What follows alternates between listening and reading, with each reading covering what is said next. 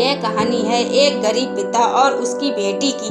एक बार वह गरीब व्यक्ति अपनी बेटी को उसके स्कूल से लेकर शहर के एक महंगे होटल में पहुंचा।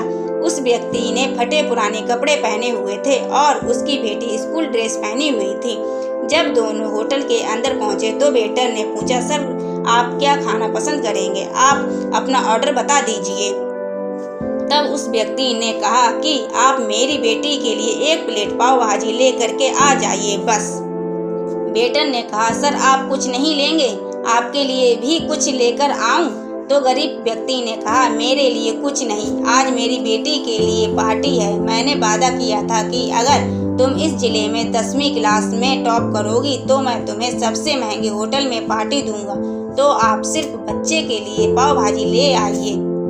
वेटर ये बात सुनते ही दौड़कर अपने मालिक के पास गया और बोला कि सर आप एक छोटी सी रिक्वेस्ट है कि आप मेरी सैलरी से पैसा काट लेना, लेकिन आज मैं चाहता हूँ कि उस बच्ची के साथ उसके पिता को भी 1 प्लेट पाव भाजी खिलाया जाए, क्योंकि उस बच्ची ने पूरे जिले में 10वीं क्लास में टॉप किया है।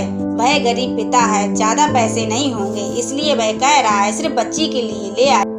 होटल मालिक ने जब यह बात सुनी तो मुस्कुराते हुए बोला, तुम उसके पिता के लिए भी पाव भाजी लेकर जाओ, उसके लिए भी लेकर जाओ, पैसे मत लेना, 4-5 पाव भाजी पैक करवा ले जाओ और 2-3 किलो मिठाई भी लेकर जाओ और उनसे कहना ये पार्टी होटल की तरफ से है, आप ये मिठाई ले जाइए और जश्न मनाइए।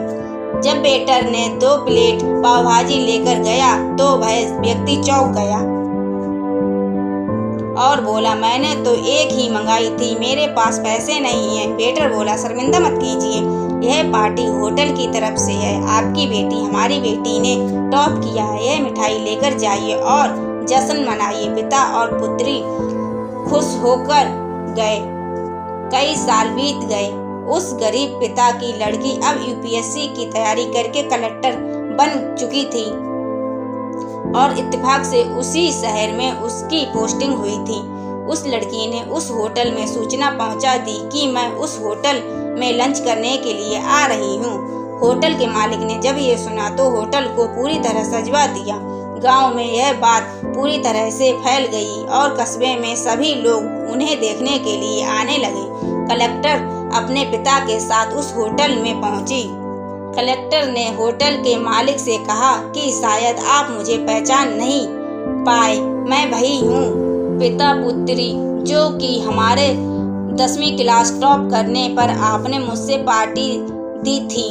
वही पार्टी, हम वही पिता पुत्री हैं, आज फिर से आए हैं और आज पार्टी हम देंगे आपको और आपके पूरे स्टाफ को और पूरे गांव को, क्योंकि आपने गरीबी का सम्मान किया था।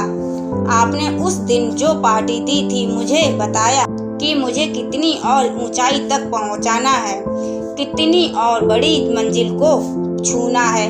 आपने एक नई प्रेरणा दी थी और आज मैं उसी प्रेरणा का एहसास चुकाने के लिए आई हूँ। मैडम ये सब कहते जा रही थी और आंखों से आंसू बहती जा रही थी।